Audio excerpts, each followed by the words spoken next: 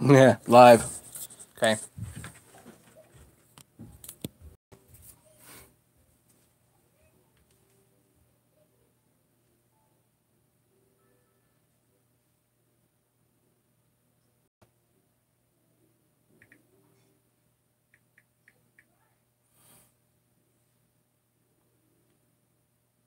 Gonna bring myself up here per usual.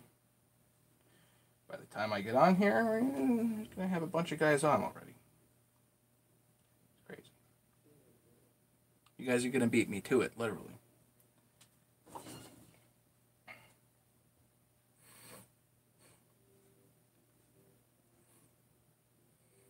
All right, who beat me to it? Brandon did.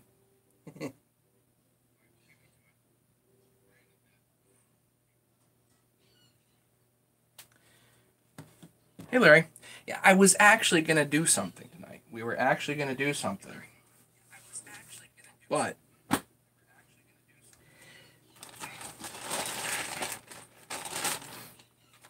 was gonna put the 394 starter together. Per usual, I'm missing one part. I thought I had everything.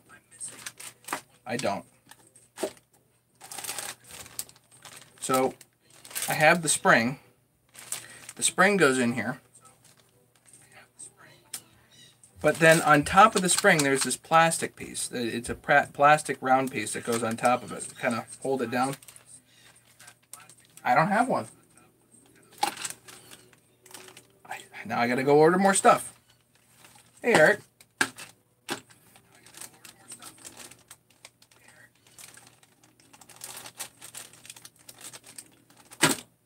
I was gonna put the thing together for you guys tonight, but instead,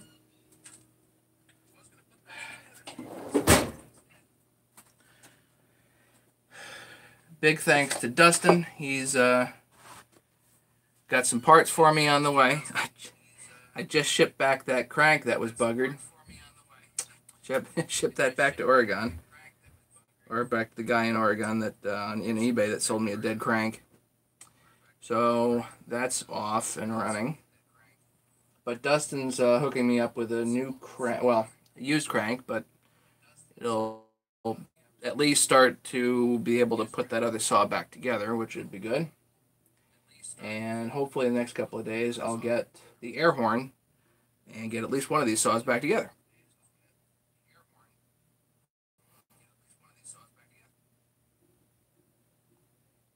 So, what are you guys doing? That's what I'm doing tonight.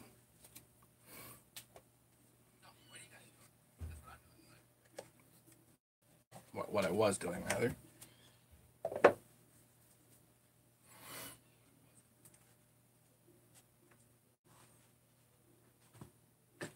I wish I had something more for you guys. I wasn't feeling good today, so I got a bunch of goodies yesterday from HL Supply. I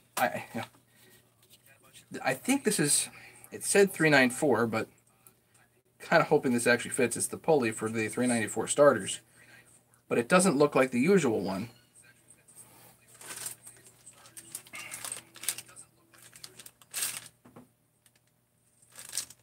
Why is that over there?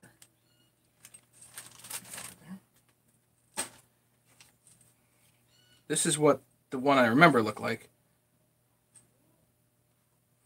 No, the bank I'm gonna go with an OEM part on this. Why are we buffering? Are we buffering? No. Okay. This one's buffering for some dumb reason. Let's put this over here, see if that helps. That way I can see you guys. See what you guys are saying. So, yeah, I don't know. These are different. I'm kind of hoping this will still catch on the 394 flywheels. Anybody know what the difference is here? You know?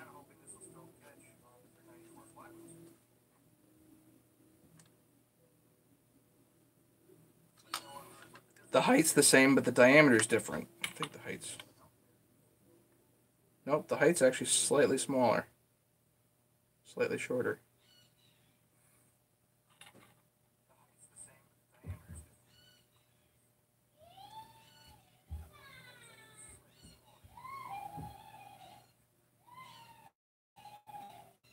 Never mind my kids. I don't know. We'll put it together, see if it works.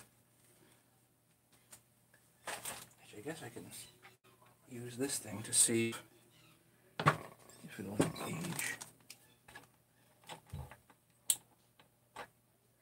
It definitely engages.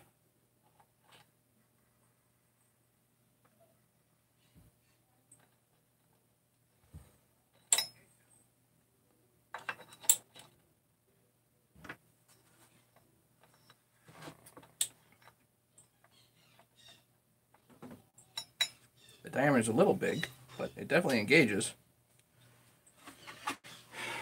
What are we wrecking tonight? Yeah, I know.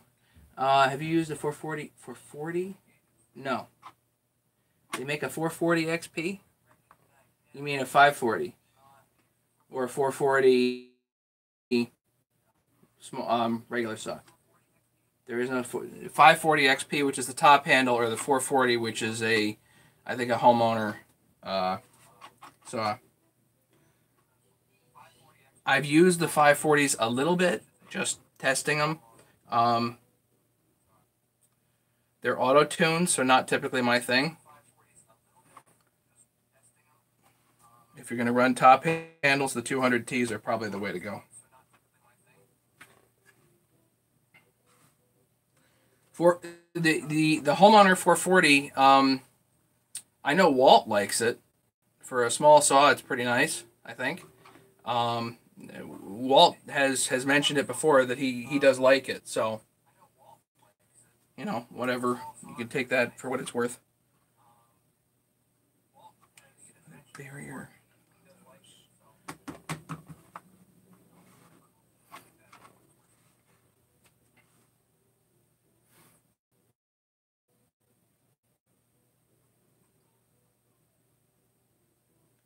No, not MS440. The Husky makes a 440, which is a relatively small homeowner saw, and for what it is, I guess Walt does like them, but I've never used it. No.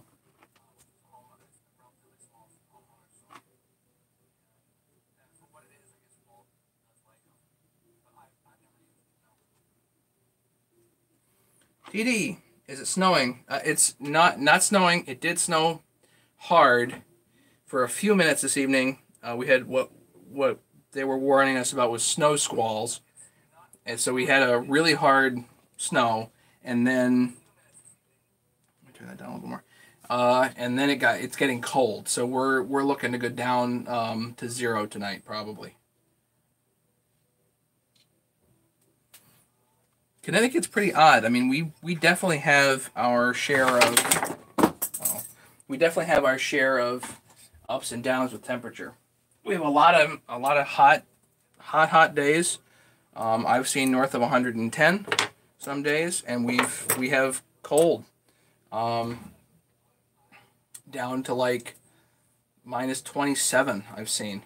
So yeah, it gets pretty cold here.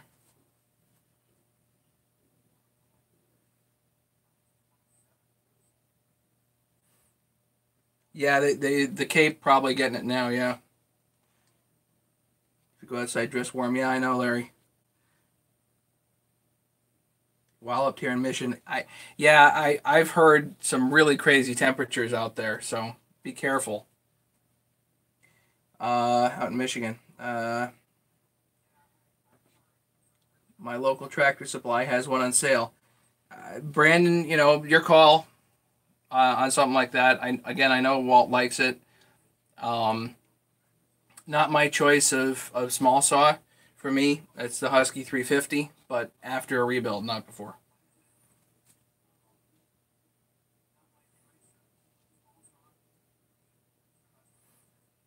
Once the system gets off the coast, the moisture is going to come to you. Um, no, I don't think we're getting a whole lot of moisture until end of the week, and I think it's supposed to rain I think like Sunday or something like that, it's supposed to rain and actually have a number of days of rain. We're looking at another like 50-degree day coming up one of these days. So I'm not even really worrying about the snow or cleaning it off or hardly anything.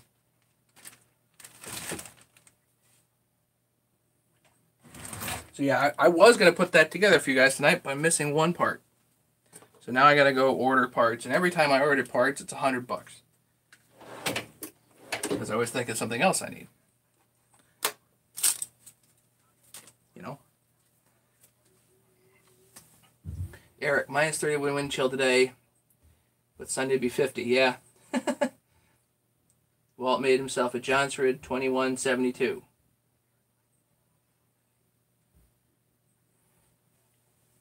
Same thing as a 372. Everybody say hi to TD.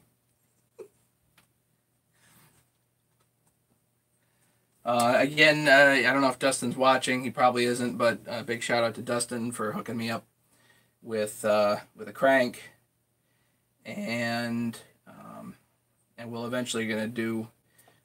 I have an email into a company about working to get some 3D printed air horns for the 394. So it's not a secret. It's just we're keeping this on the down low.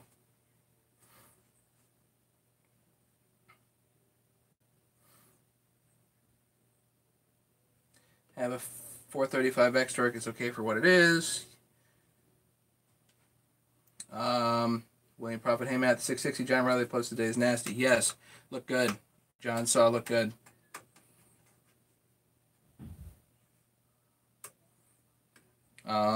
And you know, there are guys that are getting into the red stuff. That's fine. Me, I at this point I have all the saws I need, so I don't need to venture into like collecting more and more and more. I just don't. What happened to that crank? The crank from yesterday or 2 days ago, the crank was busted. The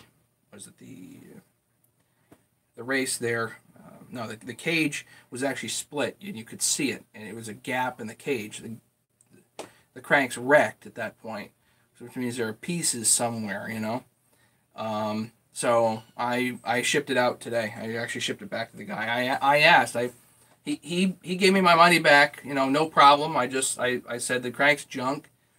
And he immediately refunded my money, so that was good. And so because he was nice about it, I said, look, I'll ship it back to you at my expense. You know, I did buy it as is, so I'll ship it back at my expense. So I did ship it back to him today. I don't know why he'd want a hunk of metal, scrap metal back, but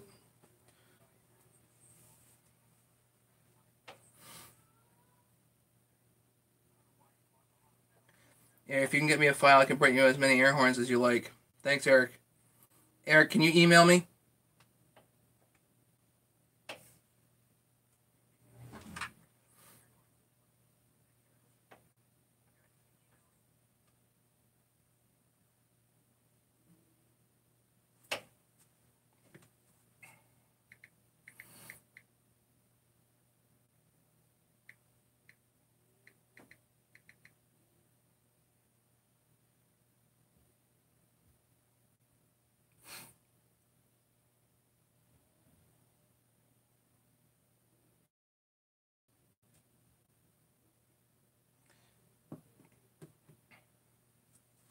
Larry, if he knew the crank was junk, why would he ask for it back?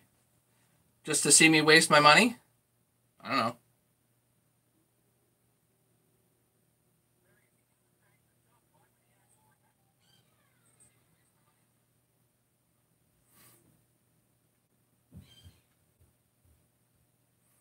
Yeah, Eric, get rid of all the ampersands out of there, and then you get my email. Yeah, the air horn, the one that they've got for the high tops is probably reinforced nylon, and I don't have one here. I'm anticipating it showing up any day now. But the guy actually wanted the crank back. Farmworks 2017. Hello, 40 away from 600. 600 what? But yeah, the air horn is probably nylon or glass reinforced. I don't think it needs to be. It doesn't need to be glass reinforced. It just needs to be the right shape and more or less hold shape when you crank down on it for holding the air filter on. And it needs to be able to hold the bolts. And once we design it, you could probably design it so it's reinforced and whatnot. Eric, if I get you a file that has it, can you modify the design before you print it? Like if I want it thicker in one spot, could you do that?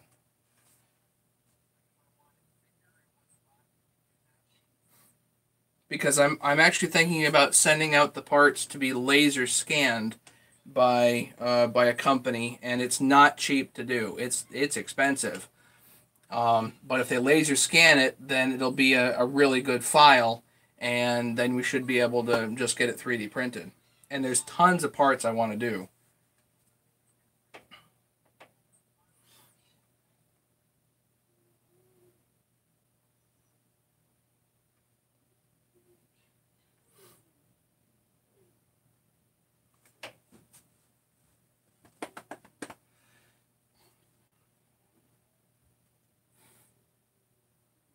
Yeah, farm work. Hello, 40 away from 600s. I don't know, farm work. Clarify that for me, buddy. Okay. And welcome to the channel, by the way. Larry, some people are like that. All kinds of weird stuff. Yeah, I know. Eric, possible might be able to tweak it. Okay. I mean, if we can play with design, I can send out parts, have them laser scanned.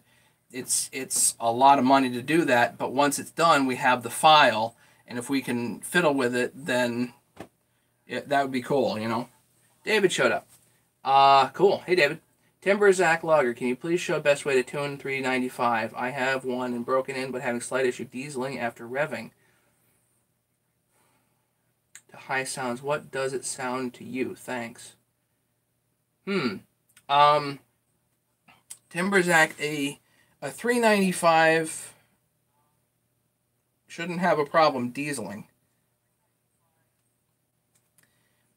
The guy with the best chainsaw tuning video is actually Mitch Weber, and he's M Weba on YouTube, MWEBA, and he's got a great video on how to tune chainsaws. And the 395 is actually pretty typical for tuning, so I don't do tuning videos mainly because I'm not as good as Mitch, and Mitch did a great video on it. So yeah.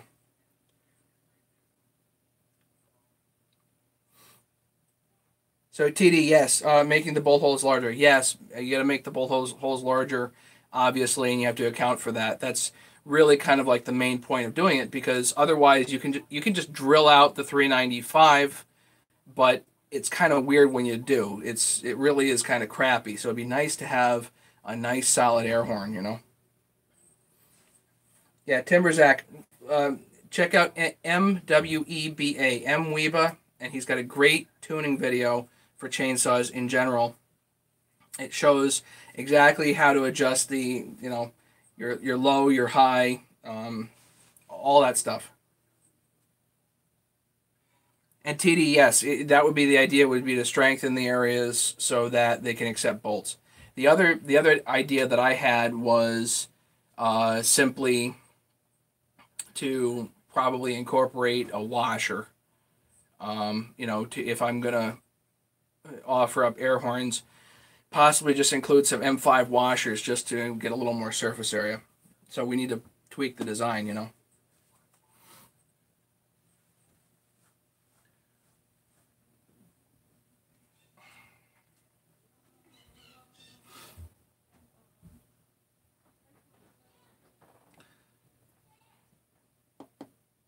William, yeah, it's Timberzak might have a leak. It's possible. What you might want to do is go and check your bolts. Just simply do a bolt check on the thing. Check the spark screen. Make sure it's not clogged.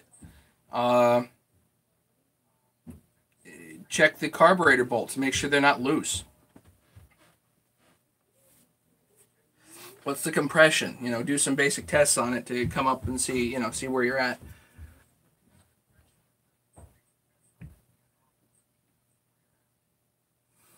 Simple fix unless it messes up tolerance of bolt depth. No, that certainly wouldn't be the idea. And I think there's plenty of room in the design to incorporate, make it a little heavier, and use washers.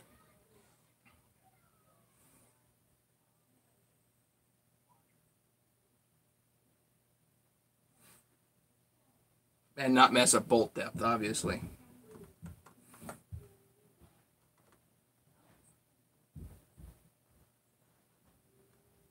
So Eric, yeah, definitely email me and we can talk about all that stuff. The other thought that I had was there's a company in Queens called Shapeways, and Shapeways can do all the design and production and all that stuff, and basically produce them on demand for people. So literally I can give like a link to my web store or whatever, and Shapeways can actually do the printing and ship them out, and I don't have to do anything. So that's another option.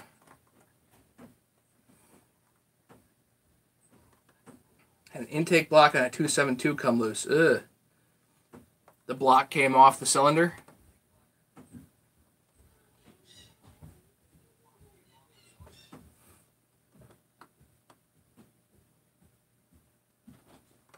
I need to go check on the laundry.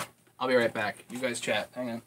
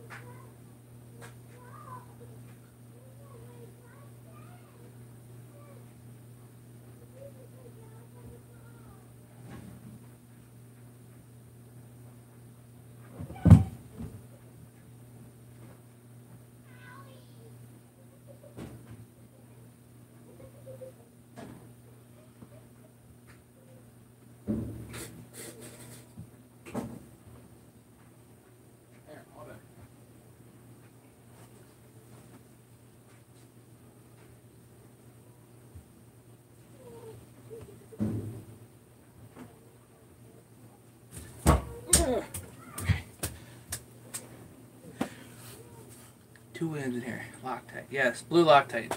As soon as I fired it up, let it warm, I was 4,000. Yikes. Are you able to get to them, William? Were you actually able to tighten those down? TD, things come loose, they just do. You gotta... I'm pretty sure that it's probably part of manuals that you gotta go and do head bolt checks. Like every 8 hours worth of use, ideally go in and do head bolt checks. If you're a logger, you probably are supposed to do that. Who does it? I don't know.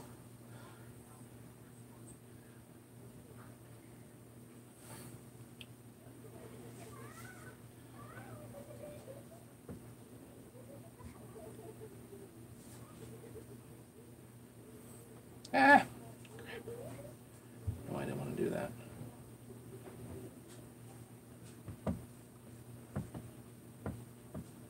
Great. It says 12 degrees. Well, that's fantastic.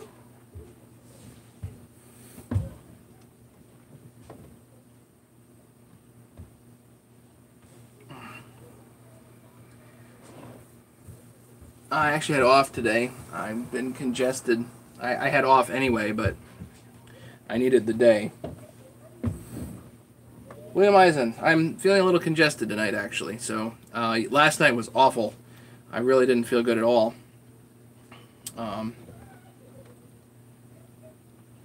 But I'm starting to feel a little bit better.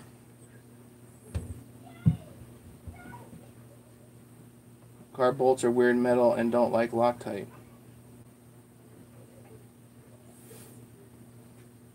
My 455 needed nothing in 10 years of service. You know, some saws just don't need it. But I tell everybody, you know, if I've rebuilt a saw, you got to go do the bolt checks. I do them, but you got a fresh rebuild, you better be doing bolt checks after that, you know. William Prophet, very cool. William Eisen, no, I've missed you. Haven't seen you around in a bit. Of course, you know, I was going to have something to build tonight. I was going to have that stupid starter, but I'm missing one part. I got to go order the part.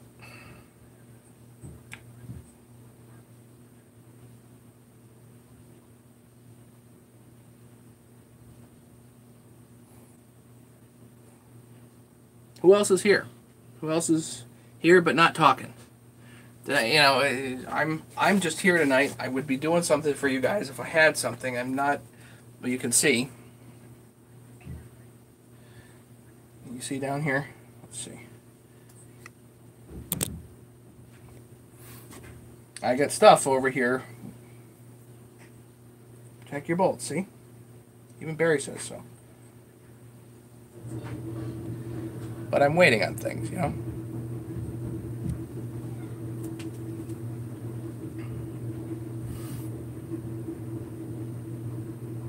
Worked outside of the cold all day? I'm sorry, Larry. I feel for you.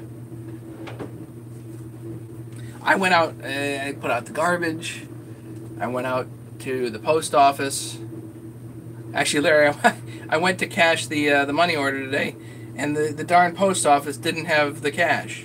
Like, really? Come on. They couldn't cover it. Like, really? Hey, Edwin. Yeah, I'm waiting on parts all the time. All the time. Drives me berserk. And I like order 2 of everything every time I order something just to have it. Mark Pinder. Barry's not feeling good. Sorry, Barry. Feel better. Mark Pinder, have you ever had a 365 overfuel to the point of spitting fuel out the exhaust? I guess. Old Man Fred. Larry, lots of warm up. Old Man Fred. Larry, lots of warm up breaks out. Yes, hopefully. 2 deliveries. Well, at least you're making money, Larry, hopefully. Back to Mark. 365 overfueled to the point of spitting fuel out the exhaust. It sounds to me like you have either just simply too much fuel, which could be a carburetor issue, or incomplete combustion. Might be as simple as changing out the spark plug. How's that? You know, the spark plug could be gummed, the exhaust could be gummed up. You know, if you're not combusting fuel properly, then your fuel is going to pour out the exhaust. Old Man Fred, welcome, by the way. It's in the area. Stay warm, good. Or a timing issue. Could be tight. Well, yeah, either it's incomplete combustion for some reason. You know, could be as simple as the spark plug. Could be a coil that's going. Could be timing. Could be off. You know, you could have a weak spark because of a bad wire. All kinds of random stuff. A needle sticking out. Larry's needle sticking open in the carb will definitely do it. So, and I had that issue with my 660 when I first got it. The needle was stuck open.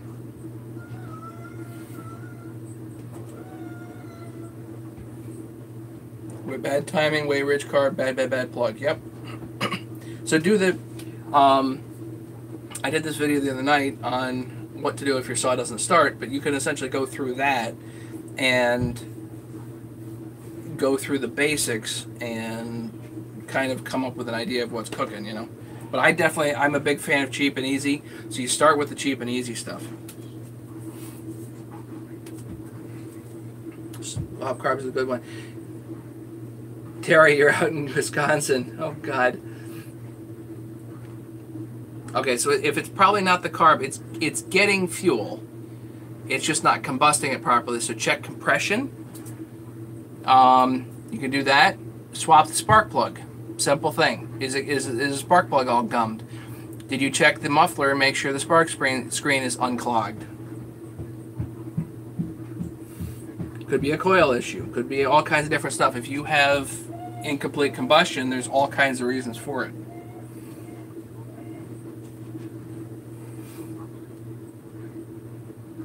$13 below zero with wind chill. Nice.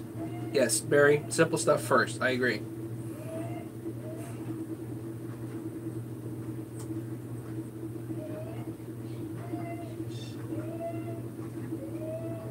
What's hanging on? It's my light.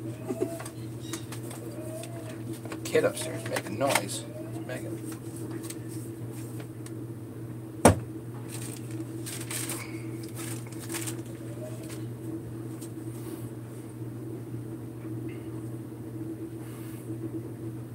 So Terry, what's the temperature in Wisconsin? Minus 51 in Canada this morning with wind. Oh, God. Guys.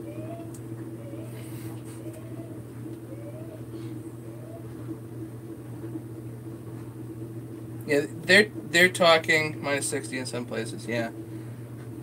See, I've been in those temperatures. Believe it or not, we actually do have that out here on the East Coast. But the last time I did that, I was up skiing in Vermont, and it was minus 15 at the bottom of the mountain. But I think they said it was minus 60 at the top of the mountain, and then minus 70 with wind chill.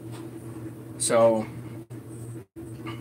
it's something you can't possibly imagine until you experience it.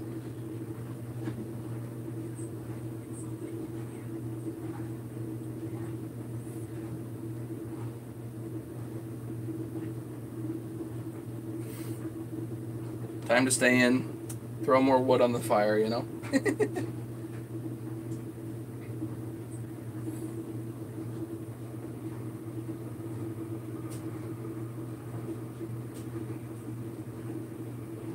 Good to stay in Pennsylvania, yeah. Yeah, you can't have any exposed skin. You have to wear you need a face mask, essentially. And that has its own issues, too. 38 here, yeah. It was actually 26 today, and it was pretty sunny. So I actually went and snowblowed the driveway. There's only 3 inches of snow on it, so it's no big deal. But went and snowblowed the driveway, and then the sun was out, so it melted a lot of the stuff on the driveway. And then, of course, we got hit with a couple of inches tonight. Lovely. Whatever. Aren't coils rarely the issue? On Huskies, no. It's not really a rare issue on Huskies to have a bad coil.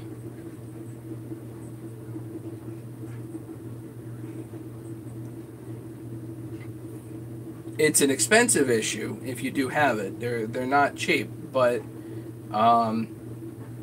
you want to kind of do a bunch of the cheap stuff first, you know. Do a compression. I would do a compression test. I would swap the spark plug. You know, pull the muffler, look at the head, that type of thing. Look at the piston.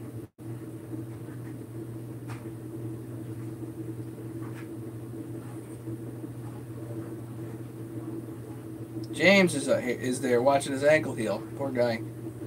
How you hanging in, James? You okay? Larry has lots of firewood. Good. 39 this morning in Texas. Gavin, that's cold. For Texas, that's cold. You know, it's funny. 22 people on tonight. I see 22 people on, and I've got nothing to talk about tonight. I was gonna at least put the starter together, but I'm missing one part, so I can't do it. Surgery next Thursday. I feel for you, James. You take care, okay?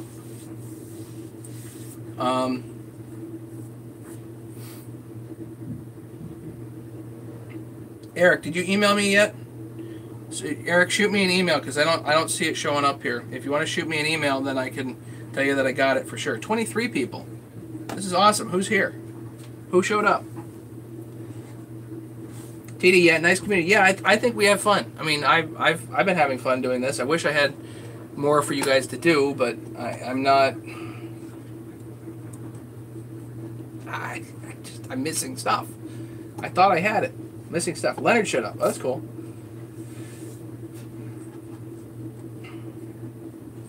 Yeah, steel coils, $250 for OEM. Yeah, they're not cheap. What do I think of Dolmar chainsaws? Sawdog. I think a lot of them are very nice. I don't own them personally. So far, I like the Husqvarnas, and for what I do and what I have, I don't really need to mess around with the Dolmars. My neighbor has a 6400, and he loves it. I've certainly run some of the others. At Lee's get-together not too long ago, they had a 7300, which was masterminded, and that thing was potent. That thing was really potent. That was kind of the thing to beat there, even though it's not the highly acclaimed 7900 or 7910 or whatever it was. It was still really stout saw.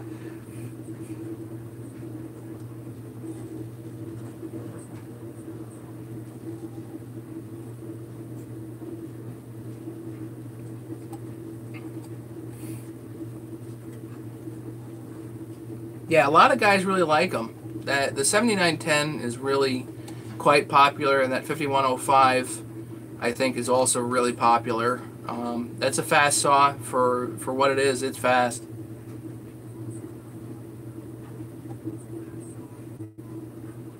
Mastermind is out of Jamestown, Tennessee. Saw Dog is, I have 7900 hot rod, I love it, 32-inch bar, full house chain. Yeah, a lot of people run that setup, and they really like it, you know. What did it take to get the 220 psi compression on at 372? I think I had a pop-up on it.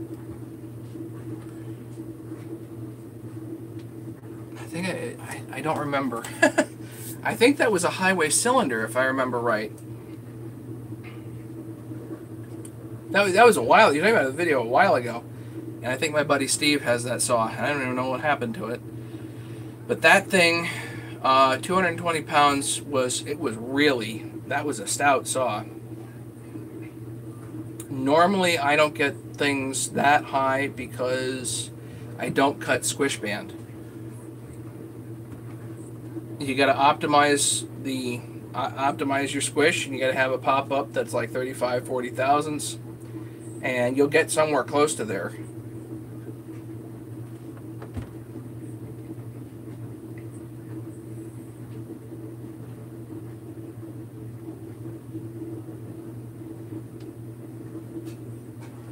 TD, hop up your 395 and your ProMax 700. Well, your 395 takes modification really well. 395 is a great saw to begin with, and it doesn't need much to be, you know, really quite something. Let me know if you get the mail. I got it, Eric. I see you. I'll respond later.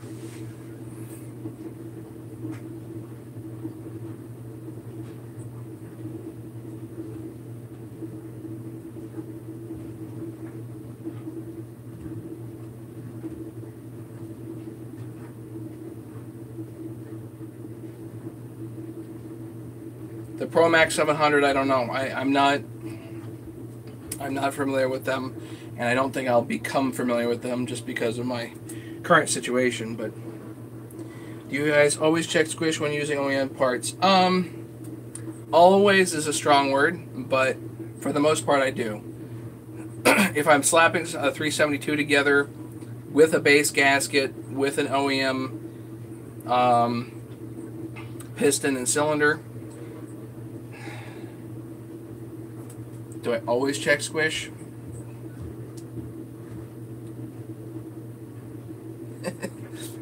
Always is a strong word. it's really, it's good policy. It is. Did I get money back for the crank? Yes. I got the money back, and all $20, or whatever it was, $22. And the guy gave me my money back immediately. No question about it. He just gave me my money back, and then I offered to ship it back to him, and he said yes. So I did. Cost me $8, but I don't know why he'd want junk back. But whatever. We'll see. We'll see if he accuses me of swapping out the crank, but I definitely didn't do that. For that kind of money, I would have much rather had a perfectly good working crank and, you know, put this saw together for you guys. Oh well.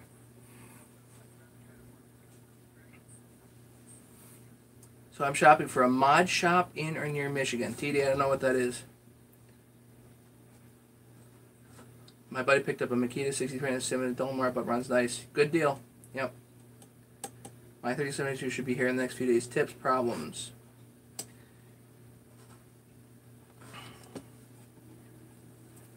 William Eisen, work has been okay. I'm getting into it, you know.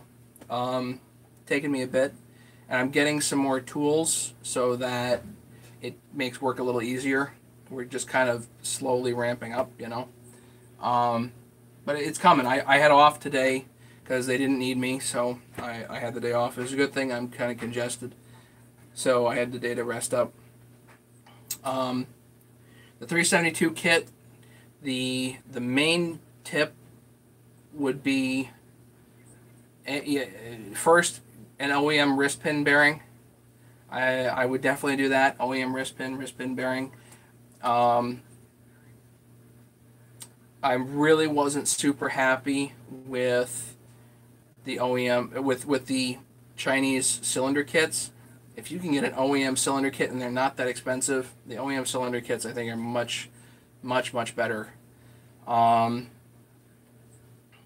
would immediately rip out the Chinese seals. I don't like them. I would get a highway seal kit for the 372. Yeah. Modification shop, hot rod shop for saws. Okay. Nachi bearings. Yeah, you can do Nachi bearings. How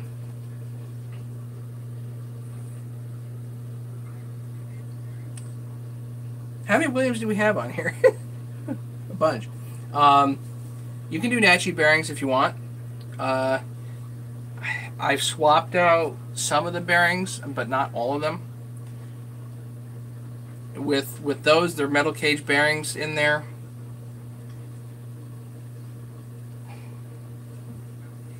A lot of the guys haven't had trouble, so, you know, are they ultimately reliable? Who knows? But I would definitely run a little more oil, you know, 32-to-1, and get a different, and use the highway seal kit. That's what I would do. I would also look for that tiny little O-ring that goes under the bushing on the PTO side.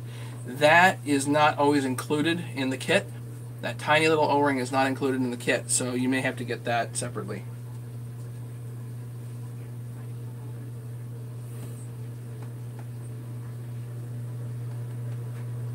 I think SKF is the OEM on the Huskies, but they're also like the most. Actually, it doesn't say on this one.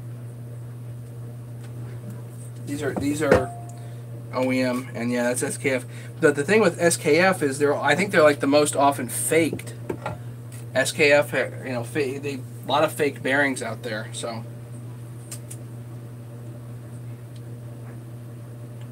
the 32-to-1.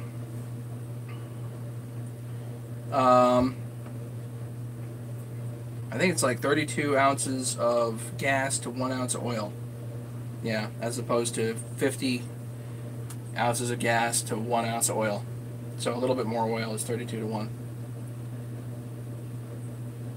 If you're looking to protect bearings, I would run, you know, that are not as well spec'd, then more oil.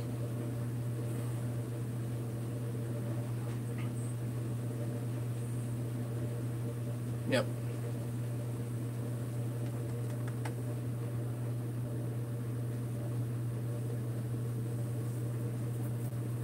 22 people. 8:30 at night.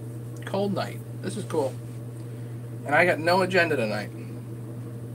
Wish I had an agenda. We'd be done with something already.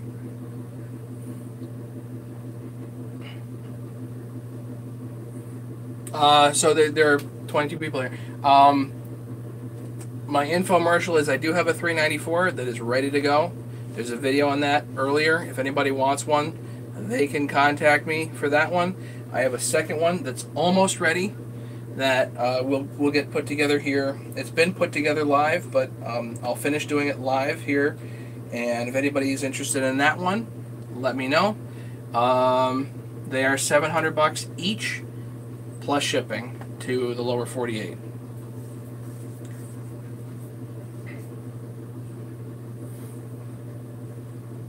Flats out.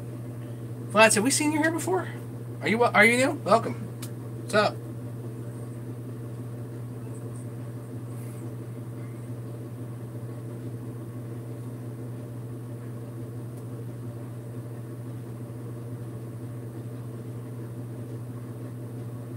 Do I usually run 51? No. I run 32, 40 to 1, somewhere in there. I'm not particular with my measurements. For the amount of sawing that I do, it just doesn't, like, I run relatively inexpensive oil. I'm not doing, you know, the synthetics and all that stuff. It just, for the amount of running that I do, I run a little bit of extra oil, 32 to 1, 40 to 1, somewhere in there, probably, and I run non-ethanol fuel. And what we learned from the last go around here was, if I'm going to be selling a saw and I need to run it for testing, I'll run canned gas. So that would be like True Fuel. That's 40 to 1. I am not an oil expert. That's why I don't typically do oil talks or anything like that. Not me. I'm also not a chain expert, so you won't see me. Yes, I sharpen chains here live, but you won't see me, you know, do how-tos on sharpening chains, because there are other people that are much better at that than I am.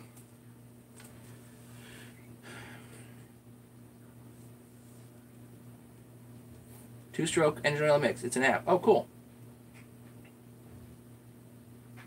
You're on OPA. Sweet. I read OPE, but I'm not on there anymore. Yes, I still lurk at OPE, and I will do private messaging through OPE, but I don't participate on the forum anymore. Maynard says borrow it for $5 a gallon. Sweet, get it.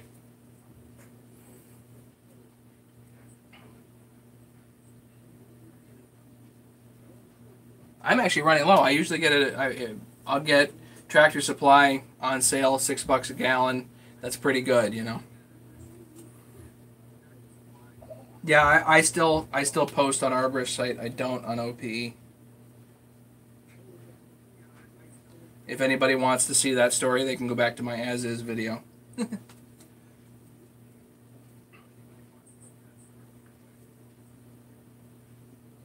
Actually, speaking of which, I have t-shirts. I still have a few as-is t-shirts I need to get rid of. If anybody's interested in the t-shirt, they're $20 plus shipping. But I don't have the big ones. I know there's a bunch of guys that are waiting for like 2XL, 3XL, and quad XL, but I don't have big shirts. I have to get rid of the ones I do have and then place the next order, you know. BG oil has great two-stroke oil and tested well. I'm on my second 45-gallon drum. Wow! 45-gallon drum. Jeez. I run vegetable oil for bar oil. Yep. Some guys do. William Eisner, isn't it really high? What's really high? That was my next question. 32 to 1 being high, or 50 to 1 being high? 32 to 1 isn't that much oil. I think there are plenty of chainsaws that ran on 16 to 1.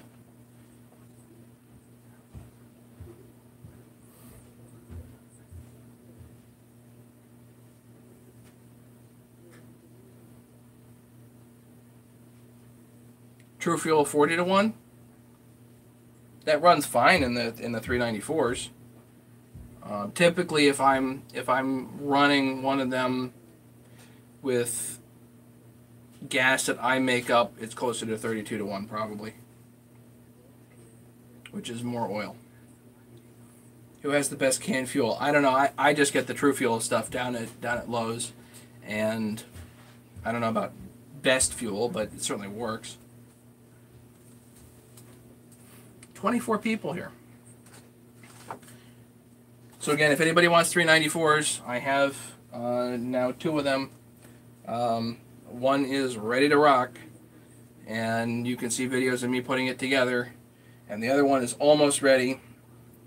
Both are $700 each plus shipping if anybody wants it. Oh, the price of the fuel? Let's see, the price of the canned gas, so let's see, hang on.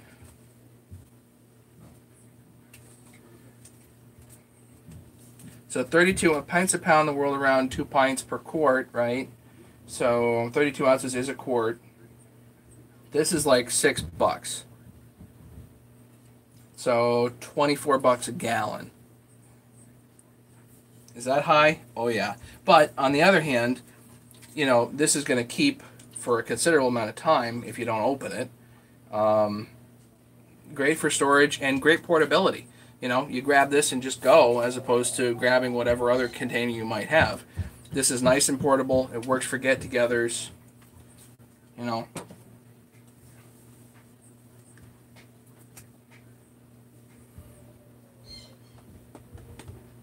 Paul Johnson, Motomix is good too, but expensive. Lean toward True Fuel or Smitty's.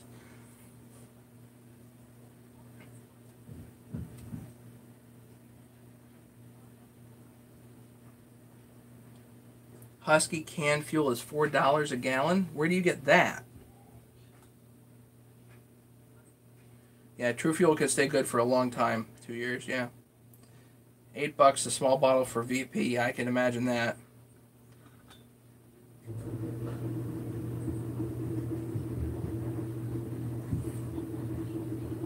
Yeah, I actually priced it out. I think it's actually cheaper to get them in this than it is to get them in the... and it's not a gallon can. You have to look out. True Fuel doesn't do gallon cans. They do 110 ounces, which is not a gallon. Jerks. It was cheaper to buy this.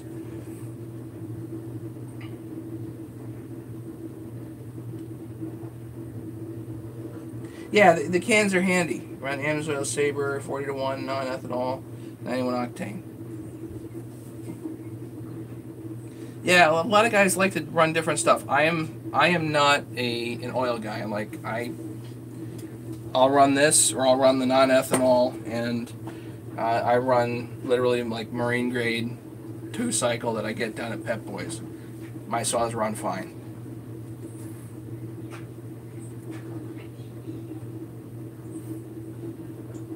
Yeah, $20 a gallon sounds about right. What's the difference in True Fuel and regular gas? The True Fuel doesn't have this is ethanol free. So, ethanol free.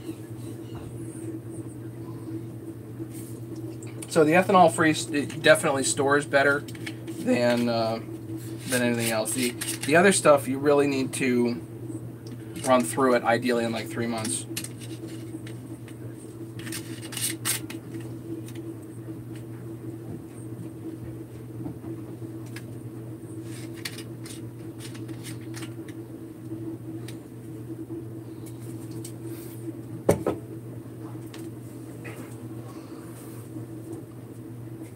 Yeah, everybody's got the Klotz and the Red Armor and the Bell Ray and this and that and whatever.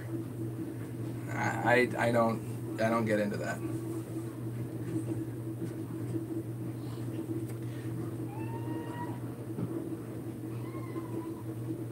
Go to a small airport. Yeah, Barry, you can get the Avgas. I know that Lee loves his Avgas. So, what at airports.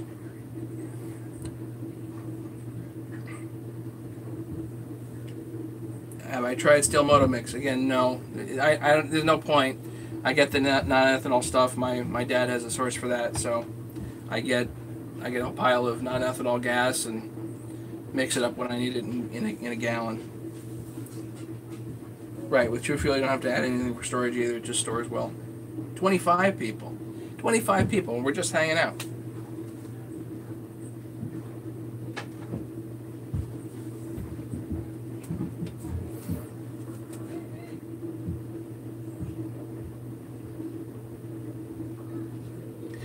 What's the max octane you can run?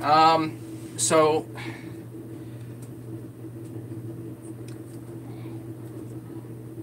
the more octane, the slower the burn, right?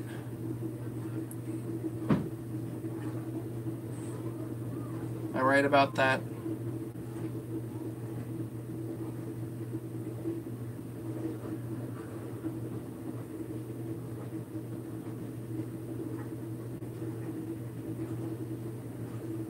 I don't know. I'm not a fuel guy, so.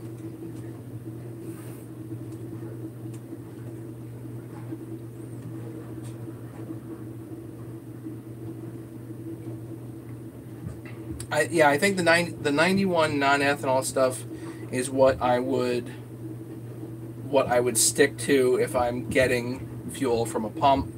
Like 91 non-ethanol, if you can get it. Put your oil of choice in there and go. Ronnie Buck, what's going on?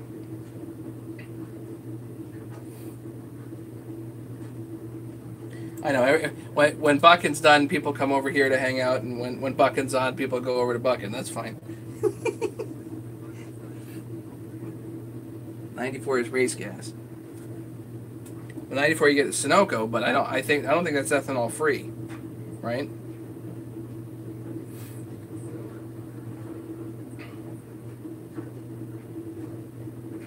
I'm all congested tonight. Ugh.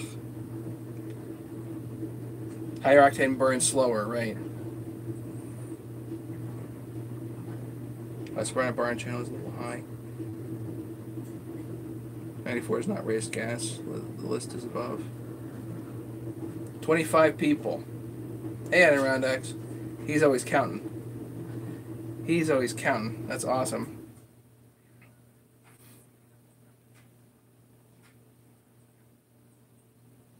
Yeah, isn't race gas like 100 or 110 or something like that?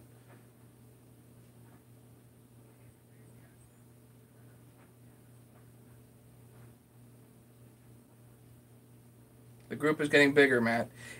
Maybe. We've seen it like with there 40 people on. I've seen 40. Like what Adirondax was 112. Yeah, 112 race gas. Yeah, 104. I think Avgas is 104. 110, 112 and higher. I'm not a fuel guy, so I'm gonna get screwed up here. You guys do the fuel stuff. More compression, the higher octane you can run.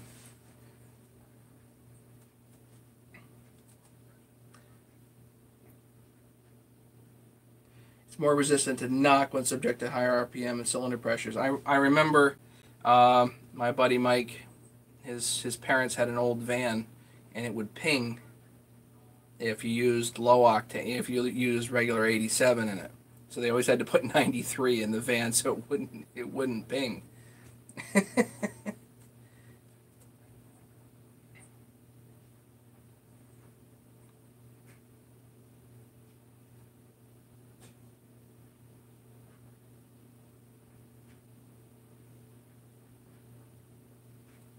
Yeah, so actually I think it is like if you have a stock saw, 87 will probably run better essentially because it'll burn faster. It doesn't need higher compression.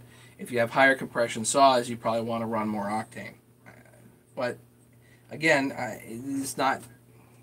I'm not an expert on fuels.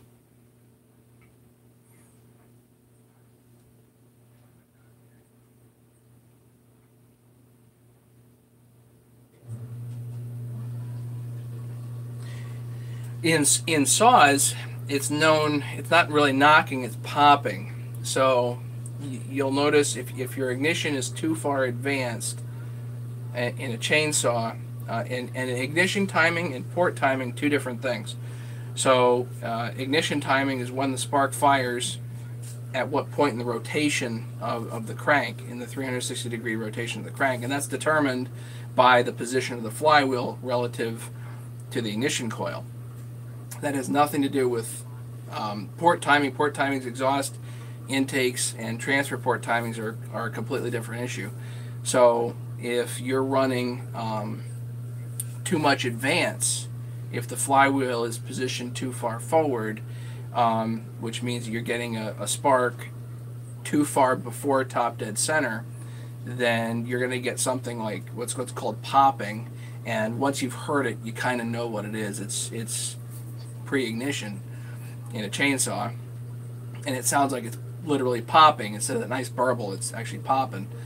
And the other thing that you'll notice is that it just getting it started is such a pain because it just wants to just tear the cord out of your hand. So you got to be really careful with advancing things too far. Jet fuel and a chainsaw, so I'll meet you at the top of the tree.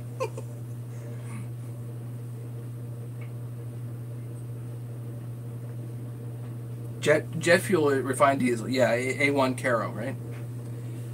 Higher ratios because higher cylinder pressures, therefore, no. Hydrogenated kerosene.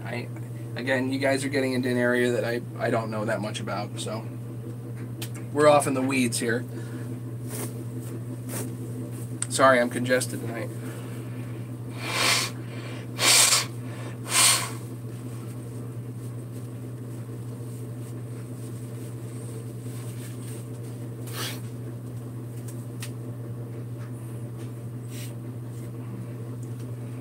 Kerosene is refined diesel fuel. It's more refined. Diesel is less refined. Okay, that makes sense.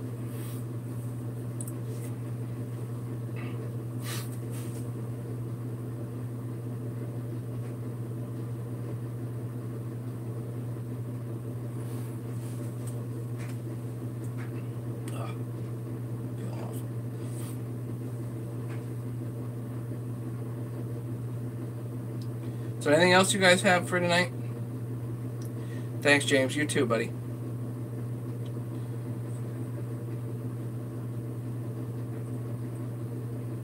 Have to get through tomorrow. I'm on 8 to 7 tomorrow at the office. And then, what is it? Friday I'm off, actually. And then Saturday I'm back to work in the morning. Yeah, everybody stay warm, everybody. We got cold coming in. Hope everybody stays warm. Stay warm, Larry. Yes, yes. Throw a few more logs on the fire, okay, buddy? What town are you near? I can tell you where to get non-ethanol. Adirondacks, we have no non-ethanol fuel here in Connecticut. Far as I know, and if I do, it's far enough away that it's annoying. So,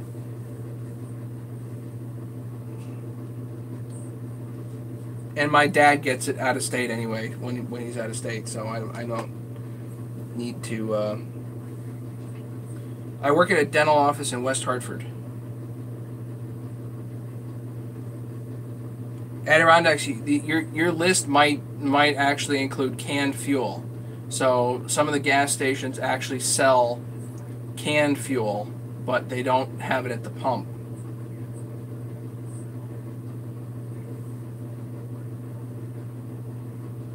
Night, TD.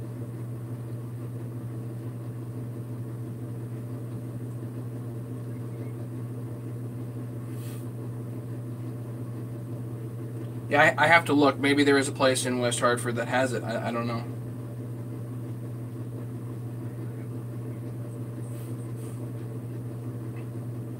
Connecticut wants to kill everybody's saws, which is kind of stupid. Thanks, James. Which is kind of stupid because we have an enormous amount of trees in Connecticut.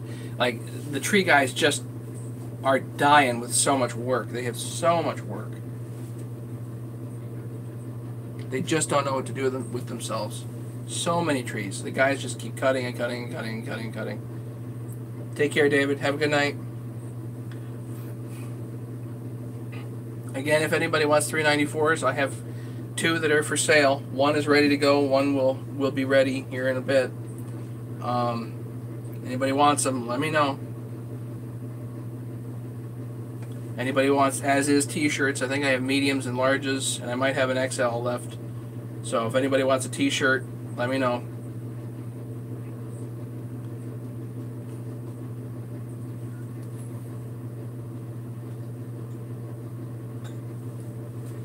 I had a focus. Oh.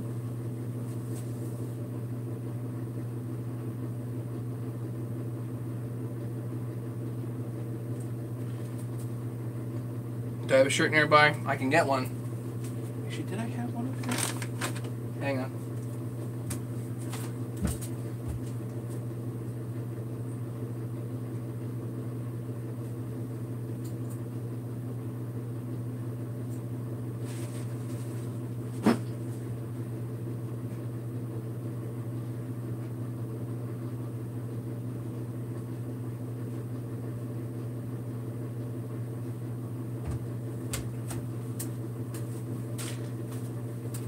Here you go.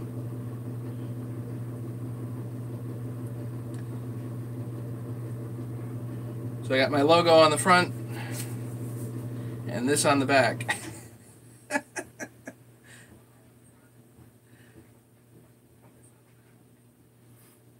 I bought 20, cost me $400. They're 20 bucks a piece. I'm not making any money on them. 20 bucks a piece plus shipping. Usually I ship these out in the priority envelopes. That's $8 now. It just went up.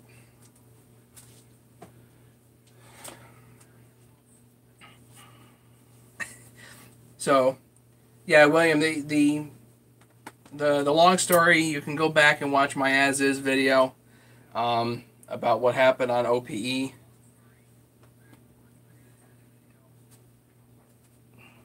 Yeah, $400, 20 t-shirts, 20 bucks a shirt.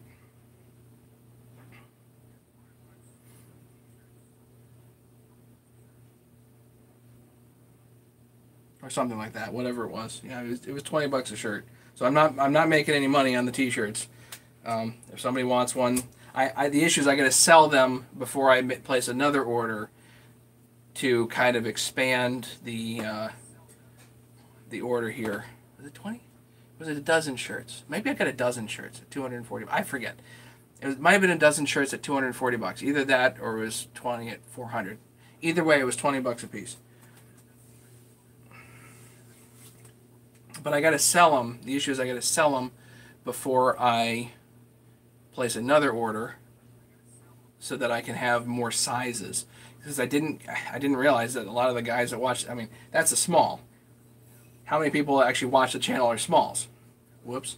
So I really need 2XL, 3XL, 4XLs for a lot of the guys that watch.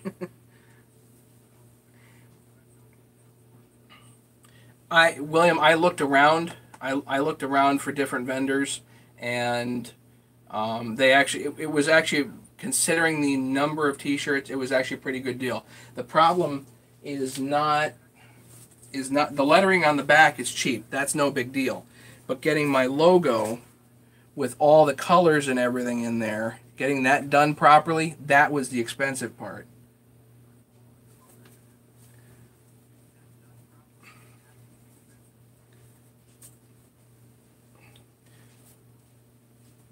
Right, so I know I have to order some triple XLs and even a couple of quad XLs for some guys.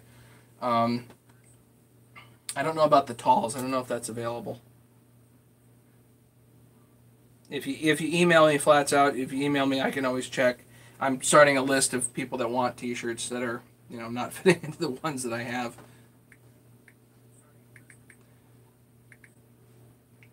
I'll put my email here again. Just get rid of the ampersands. The as-is thing came around because I had an argument online, and it's a bit of a story.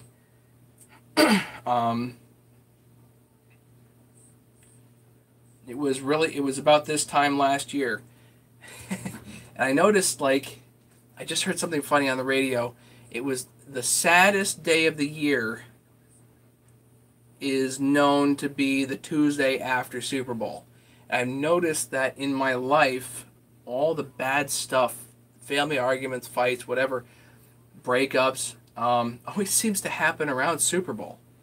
And it's just a crappy time of year for people. People are in a really bad mood around this time of year. At least the people around me are. So, last year, I had put together some chainsaws, and it was really cold outside. It was, just like this, freezing. But it was freezing for a longer period of time. And I remember putting together a 372, and I call it the as-is saw now. It runs really good. But I put together a 372, and I didn't have the chance to test it, and I wanted to sell it as a build, but it was an untested build. And so it was going to be sold as is. And that was the idea, and I ended up advertising it as such. And then a couple weeks later, I had a few nibbles on it, but nobody really bit on it. So I ran it just to test it, and it ate the piston within half a tank. What the heck, crap. So, really long story short was somebody came on and asked, are you charging extra for testing? That was one of the questions, was, are you going to charge, I've never heard of a builder charging extra for testing a saw. Number one. And number two, would that blow up have been on the buyer? So the problem was, at the time, my tact online wasn't so good. And so the answer is no, I'm not charging extra for testing. I'm giving a discount for a saw that's untested. That would be number one. Number two, regarding the testing, yes, saws that are kind of freshly built and flushed out are worth more than a saw that's still considered a project saw. They just are. They're worth more. You have a saw that's got a couple of tanks through it and is solid, is different than a saw that was just slapped together. And I don't care who builds it, doesn't matter.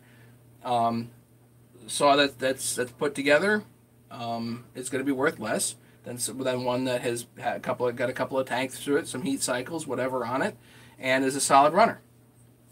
Just the way it is. And then, would the blow up have been on the buyer? And the answer is yes, it would have. Because I would have sold it as a ongoing project, not as a tested piece, and therefore it was sold as an as-is saw. That would have been the agreement between me and whatever the buyer was. Now, the guys caught wind of this, and I got called a very nasty name, a name which will not get repeated, and publicly. And they weren't messing around. This was something where I actually got called that name, and the guy meant it.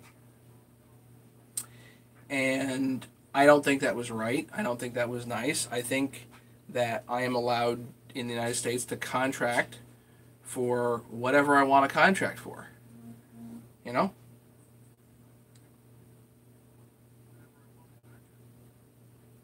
yes, I will sell the as-is saw. I'll get to that in a minute. So, part of being in a free society is that we're allowed to contract with anybody for anything. If I want to sell you this,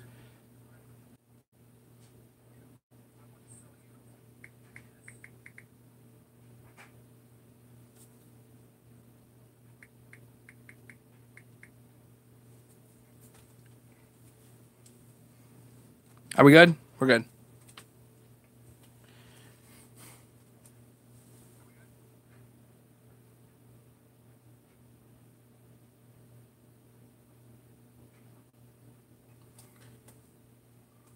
Farmington has 94 at Advanced Equipment, wherever that is.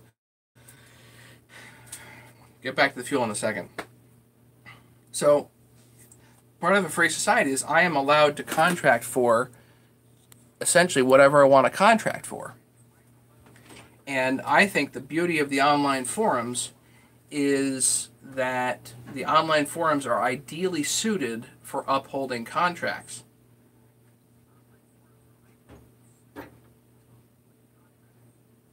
So if somebody wants, alters a contract, then I think the online forum is awesome at upholding that. What happened was, effectively, and you can go read it at OPE, and it was Mastermind's post, and it was called "Standing Behind Your Product." I fundamentally disagree with. I have a fundamental disagreement with that because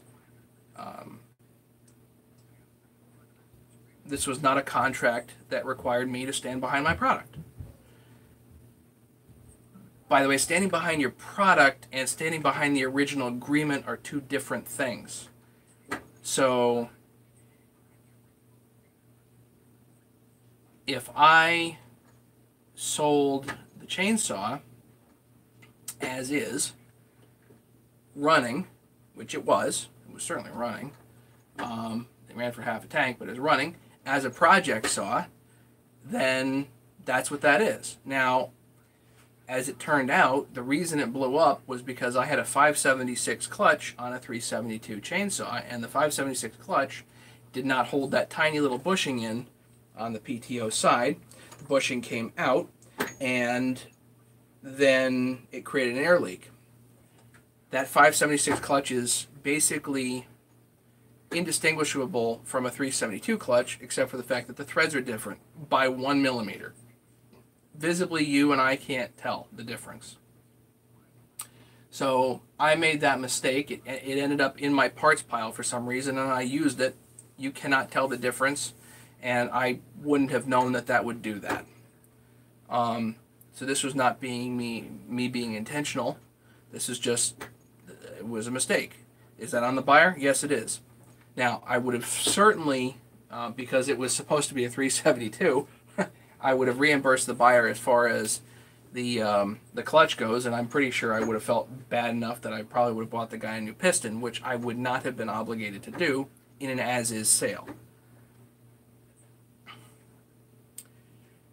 So, again, I think the online forums are ideally suited to upholding contracts.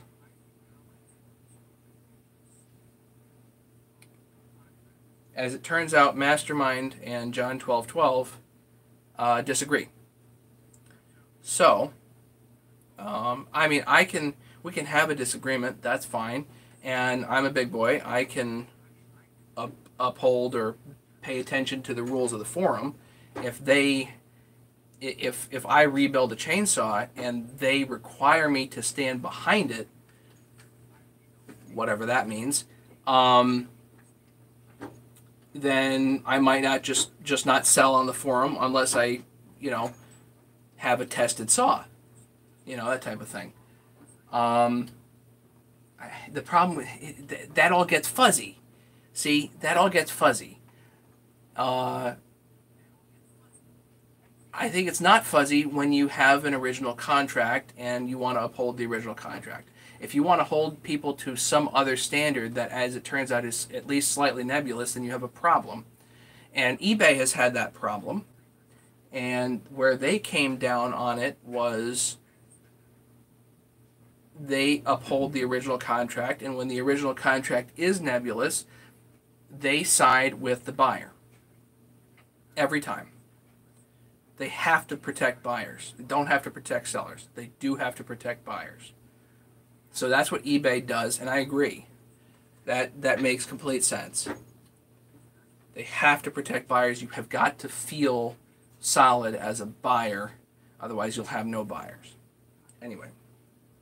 So, the guy called me a name, and he wasn't messing around, and I told the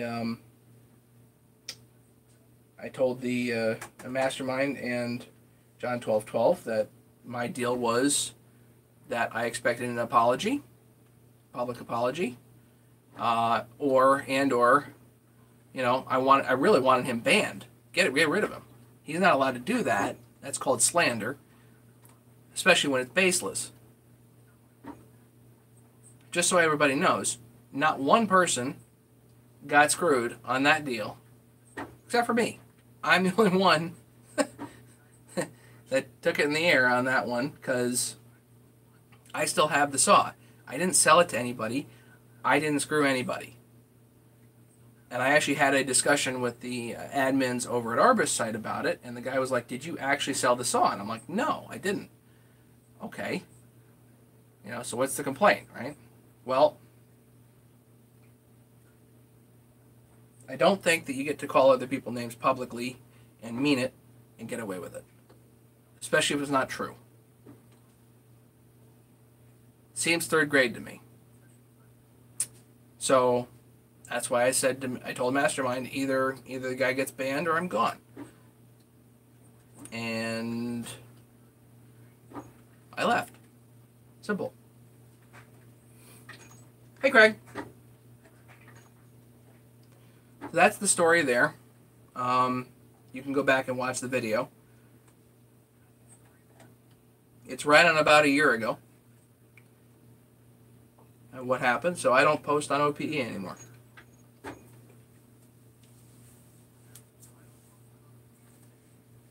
I gave up quite a few years of my life posting on that site and supporting that. New Britain 98 110 Tokyo auto body. Right, it's all Adirondacks. It's all canned fuel. It's not pump. It's got to be all canned fuel.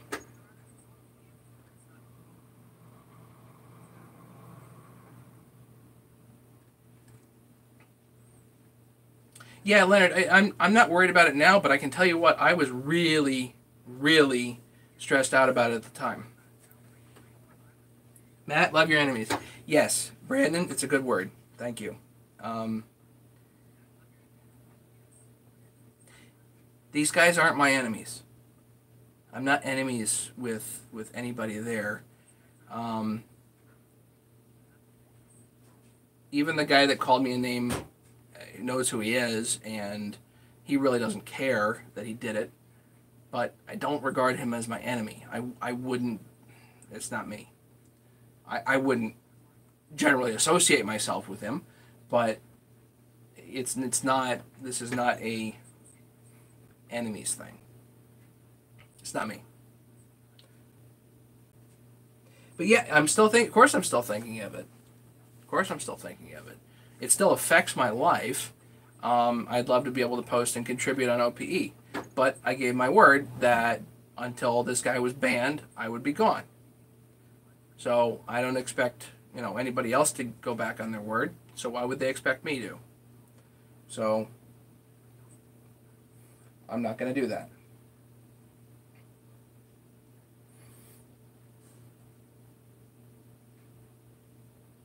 So yeah, I'm still thinking about it because it still affects my life. Got some cool t-shirts out of it. Thanks, Leonard. Do appreciate it. 20 people listening to me. So I think it's kind of a shame because I believe that these forums are an ideal place to help uphold contracts, whatever those contracts might be. First question is, what was the original contract? Did you buy a saw knowing it had issues? Did you buy a cream puff? Was it supposed to be a completely OEM build, brand new parts, this and that? Lee had a problem with that. He bought like some super duper really expensive saw that was supposed to be new old stock parts and this and that beautiful, and he got it and it was a pile. And he's like, wait a minute. The parts are either new or they're not, The guy's like, oh, they look like they're new. No, they don't.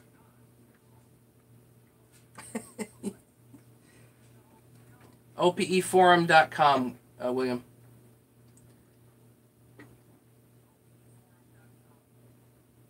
If you do not talk about it, keep eating at you. Edwin, the good news is it's not really...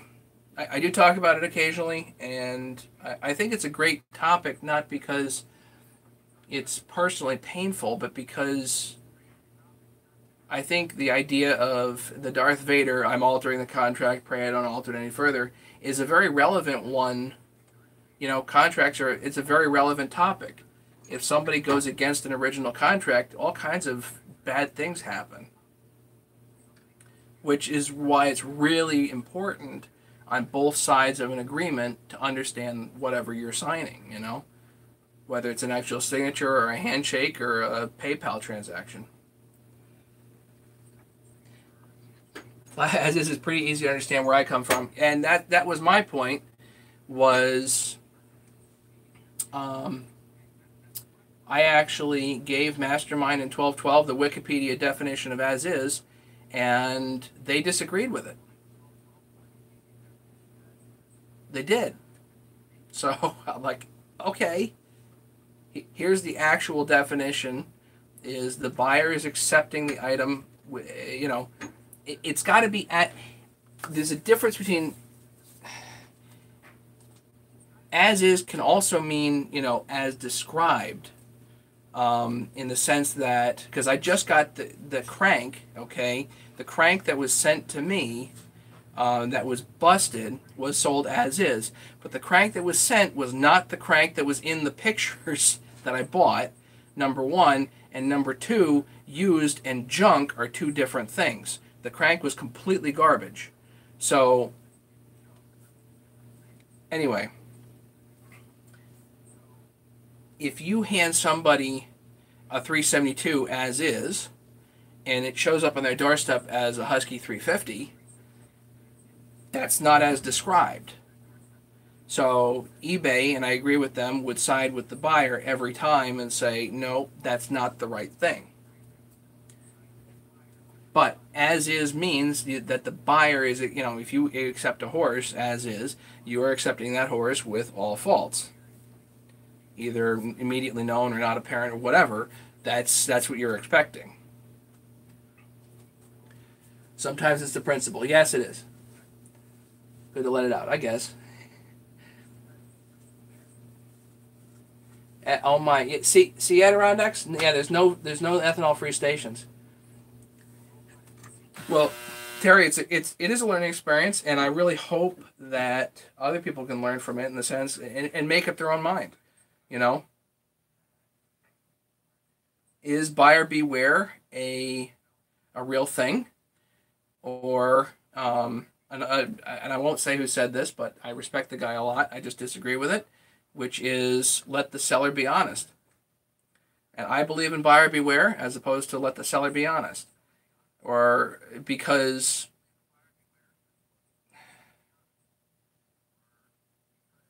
buyer beware is always applicable. Always. It doesn't matter whether you're buying canned fuel from Lowe's. Buyer beware is always applicable. It just is. And ultimately, you can hold the seller responsible. But in the meantime, if the damage was done, the damage was done. Whatever it is, you know, whatever that might be. And the best example I can give of that is if you walk down a dark alley and you're unarmed and you get mugged, let's say somebody kills you, right? Your family can uphold, you know, our right to life, right? In the court system, but that doesn't change the crime, you know?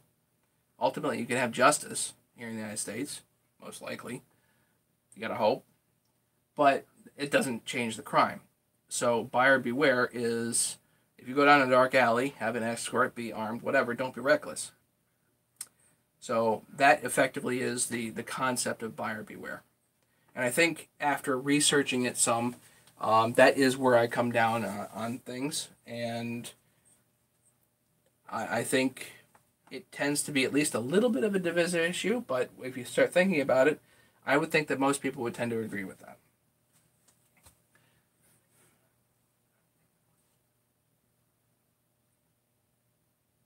Sounds like bring your own Bible rules.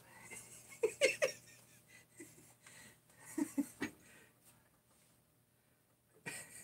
your own Bible. Flat said, I've never heard that one before. And yes, I do tend to bring my own Bible, but I'm not... It's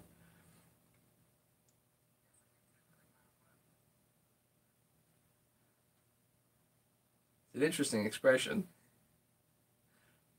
We can have a talk about that some other day, I guess. So, anyway, thank you, Adirondax, for doing the research, but I guess your conclusion is the same as mine, which is there is no ethanol-free fuel around there. Is steel tachometer with the money, man. Steel tachometer with the money, Matt. I don't know what you're saying, Brandon.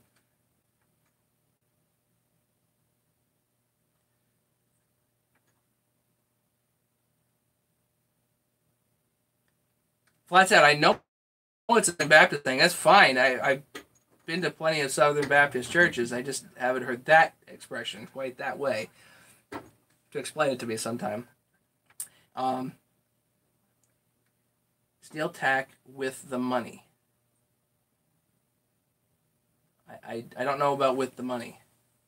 Is it worth the money? Is it worth the money? I don't know. I don't have a tack. Sorry.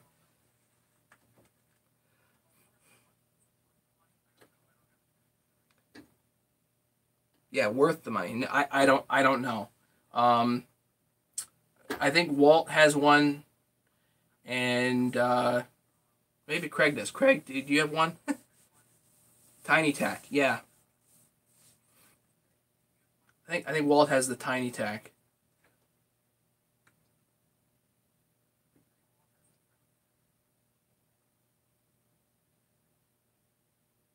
Yeah, that one I think tends to be popular.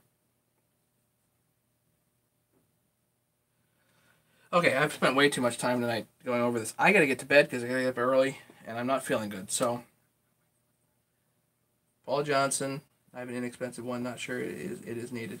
Yeah, I mean, I'd like to have a tack eventually, but I never didn't get it. You know, I haven't gotten one. I maybe one day. Thanks everybody for hanging out and putting up with me. So as I get parts, we'll do a live again and hopefully get some stuff together here. Sorry about that. And I'll keep everybody posted as far as tools goes. If anybody wants shirts or anything else, they can email me, or 394s, email me, and we can talk. Okay, have a good one, everybody. Thanks so much. Be safe, be warm. Have a good night.